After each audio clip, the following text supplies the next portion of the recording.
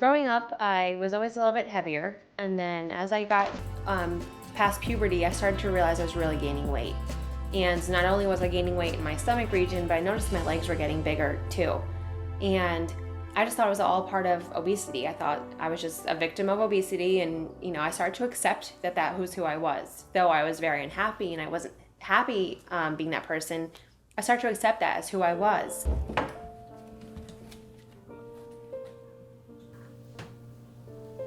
My job requires a lot of flying, and that to me has been a big issue. I've had to go between California and New Jersey a couple times a year, and now I fly all over the country for my job. I'm a motivational speaker, and I'm required to be in a bunch of different places throughout the year. And flying is tough. My legs drive me absolutely nuts when I'm on the plane. I can feel them swelling, and I can feel the tightness, and I get restless leg syndrome. I feel bad for anybody that sits next to me because I'm constantly folding my legs in different ways and trying to put my legs up, and they are so uncomfortable. It's almost like I dread flying for that reason. I bruise super easily, and if somebody just hits my leg the wrong way or just even touches my leg the wrong way, to me it feels as though I just had a hammer hit to it, where somebody's just lightly touching my leg. The numbness, the pins and needles, it's not normal, and it's hindering my everyday lifestyle.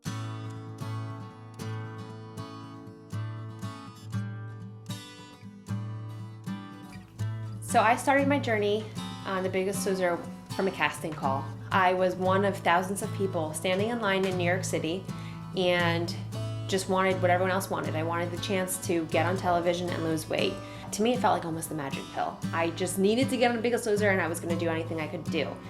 I went to California on a whim, and I shared my story with America. I told them, this is who I am. I was this young girl, and I had always been told I had the pretty face, but never really felt like I had the body to feel as pretty as people would tell me I was. And I just had such insecurities, and I wanted to be able to blossom. I wanted this chance to prove that I could be more than who I really thought I was. And it wasn't until I was on The Biggest Loser in 2009, and the doctor looked at me and he said, "Amanda, I don't know much about this, but it looks as though you have something called lipedema."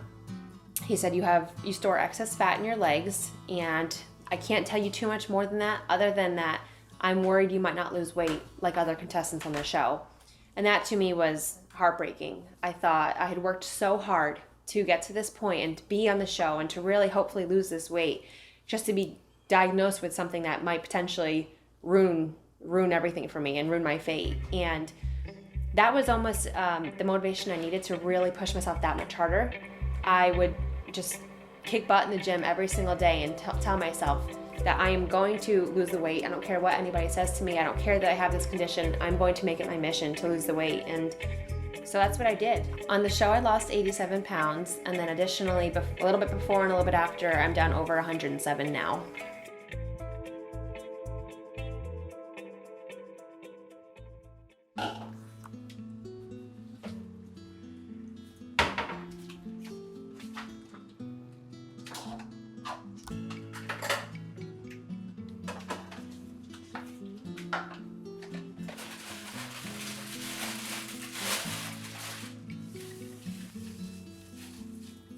Now that I'm post weight loss, I still find myself struggling to maintain every single day, and then I had to make a conscious decision every day to keep this healthy lifestyle going so I don't gain weight again.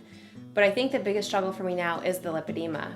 I would like to lose maybe 10 or 15 more pounds, like most women like to say. They have 15 more, the last stubborn pounds. But I know that those pounds for me are really a struggle because I have this condition that is in my legs. I can't control it, and it doesn't matter how much diet and exercise I do. I will not lose the weight strictly by a healthy lifestyle, and that for me is tough. It's a tough pill to swallow. Nice to meet you.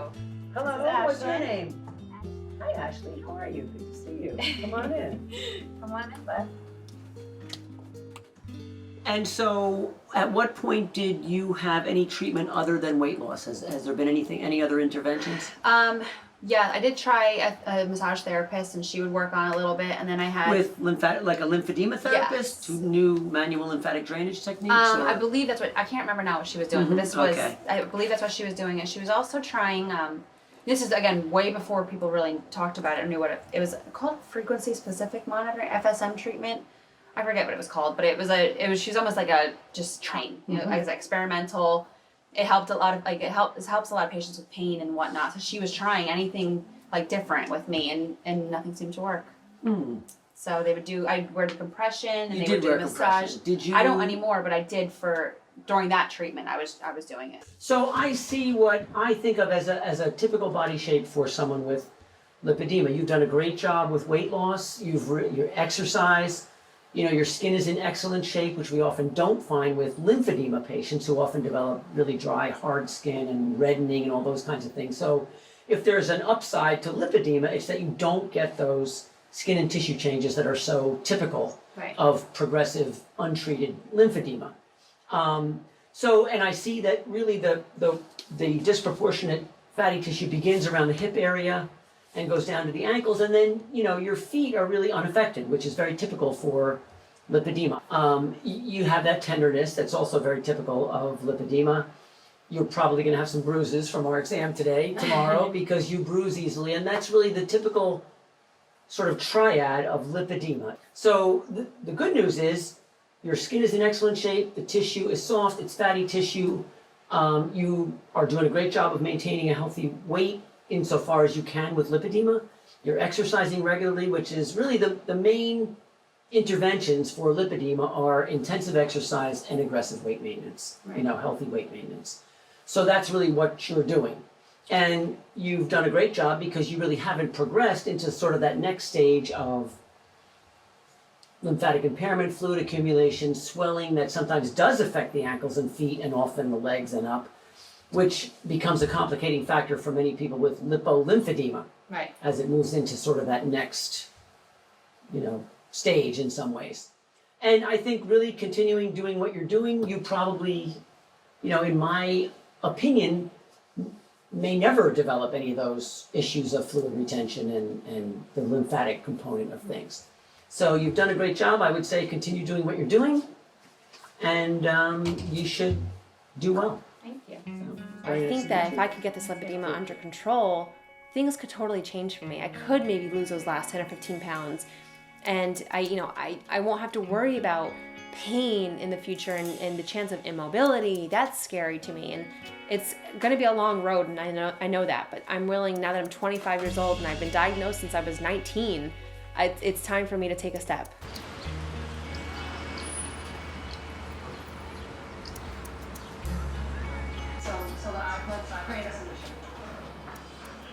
When we look at lipedema and we look at liposuction and what is it doing, we don't really know why the pain has improved. I mean, some of the patients that have been treated, the volume relative to the patient's weight seems minuscule. I think if we're going to do surgery, we have to kind of match up what's safe with what your expectations are. And I think you've been around this enough in the conversations that you know that there is sort of a difference between getting it down to where there's no fat there and then what's really safe. And I don't think that would be necessarily safe or in your long-term best interest. So can we get tissue out? I think yes, we can get the volume down some. Is it going to get you down to where it's like, no, because there's also the skin. You know, the skin will retract some, but it has a limited capacity to retract. And what I would suggest is that we get you set up for surgery, and then hopefully be able to discuss with Dr. Stutz beforehand so that he can weigh in on his thoughts and then proceed.